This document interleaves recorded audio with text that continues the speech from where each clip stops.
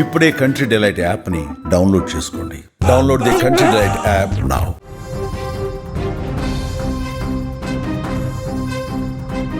విశాఖ జిల్లా గోపాలపట్నంలో విషాదం చోటు చేసుకుంది.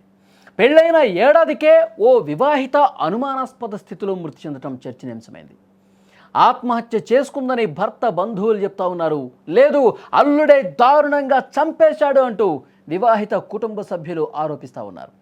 అనకాపల్లి జిల్లా అచ్యుతాపురం మండలం దుప్పతూరు గ్రామానికి చెందిన విజయశ్యామలకు 2024 డిసెంబర్ 6న చోడవరం మండలం గోవాడ గ్రామానికి చెందిన దేవాడ దిలీప్ శివకుమార్తో పెళ్ళైంది.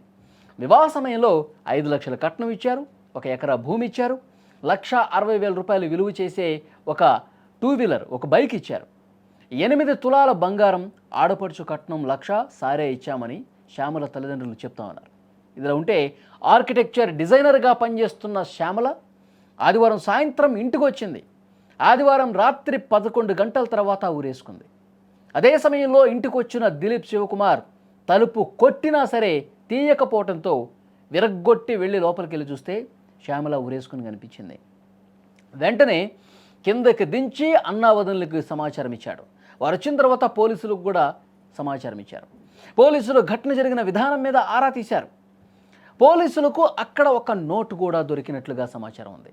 అందులో భర్త తనను పూర్తిగా దూరం పెట్టడం, అర్ధరాత్రి ఇంటికి రావటం, శారీరకంగా మానసికంగా దూరం పెడతా ఉన్న కారణంతో ఆమె ఈ బలవన్మరణానికి పాల్పడ్డట్టుగా పోలీసులు చెప్తున్నారు. అందులో ఆ నోట్లో చాలా స్పష్టంగా రాసింది. ఇంకోవైపు కూతురు మృతదేహం వద్ద తల్లిదండ్రులు కన్నీరు మున్నీరుగా వెలిపించారు. తమ కుమార్తెను అల్లుడే చంపేశాడని ఆరోపిస్తూ ఉన్నారు. తమ కూతురు చనిపోయిన తర్వాత తమకు కనీసం సమాచారం ఇవ్వకుండా అన్నా వదినలకు సమాచారం ఇచ్చాడు, అంటే ఈ కేసు నుంచి తప్పించుకోవడానికి ఒక ప్రయత్నం చేశాడని కూడా ఆమె కుటుంబ సభ్యులు చెప్తా ఉన్నారు.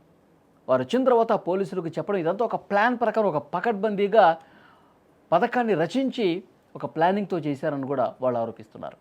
ఎకరా భూమి గురించి పలుమార్లు అల్లుడు ఫోన్ చేసి అడిగేవాడని తల్లి రోజారమణి కూడా ఆరోపిస్తూ ఉంది. తమ కూతుర్ని వాళ్లే పొట్టన పెట్టేసుకున్నారు, వాళ్ళకి తగిన విధంగా శిక్ష వేయాలంటూ రోధిస్తూ చెప్తున్నారు. తల్లి ఇచ్చినటువంటి ఫిర్యాదు మేరకు పోలీసులు ప్రస్తుతం కేసు నమోదు చేసుకుని దర్యాప్తు చేస్తామన్నారు. పూర్తిగా అదనపు కట్నం కోసం ఇంకొక ఎకరా నాకు ఇవ్వాల్సిందని చెప్పి పట్టుదలకు పోవటం, ప్రతిసారి ఫోన్ చేసినప్పుడు ఇదే విషయాన్ని ప్రస్తావించడం, ఇంట్లో ఉన్నటువంటి మా అమ్మాయిని చిత్రహింసలకు గురి చేయటం, అవన్నీ తట్టుకోలేకే చాలా బాధతో ఎంతో క్షోభకి గురైన మా కూతురు ఈ విధంగా ఆత్మహత్యకు పాల్పడిందని చెప్పి ఆ కుటుంబ సభ్యులందరూ కూడా రోధిస్తూ మాట్లాడుతూ ఉన్నారు. అదనపు కట్నం కోసం వేధించినటువంటి వీడికి కఠినంగా శిక్షించాలి, అతనికి సపోర్ట్ చేసిన ఆ అన్నా వదిన ఇతర కుటుంబ సభ్యులు ఎవరైతే ఉన్నారో వాళ్ళందరి మీద కూడా యాక్షన్ తీసుకోవాలని చెప్పి వాళ్ళు డిమాండ్ చేస్తూ ఉన్నారు.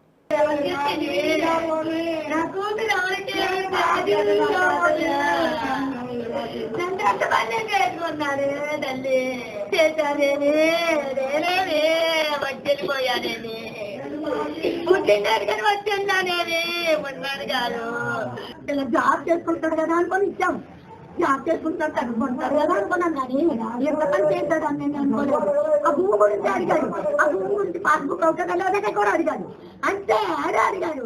అది అమ్మతో అడిగించాడు, అది అమ్మతో అడిగించాడు, వాళ్ళ అన్నది అమ్మతో అడిగించాడు.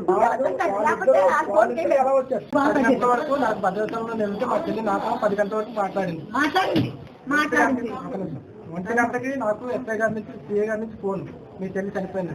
నేను నమ్మలేదు, ఎలా చనిపోతుంది ఎలాగంటే అప్పుడు మళ్ళీ మా చెల్లి నెంబర్ ఫోన్ చేస్తే మా బావ ఎత్తాడు. ఎక్కడ ఉన్నా అంటే స్టేషన్లో ఉన్నాను. మళ్ళీ వాళ్ళు వచ్చారు, వాళ్ళిద్దరు వచ్చారు. వాళ్ళిద్దరు అందరికంటే ముందు ఇక్కడికి ఎలా వచ్చారు? వాళ్ళిద్దరు ఎవరు? వాళ్ళిద్దరు వాళ్ళ పెద్ద వదిన ఎవరు రాలేదు. వాళ్ళిద్దరు ఎలా వచ్చారు? ఆడే వచ్చారు, ఆడే దించారు. ఎలా దించారు ఎలా తెలిసింది?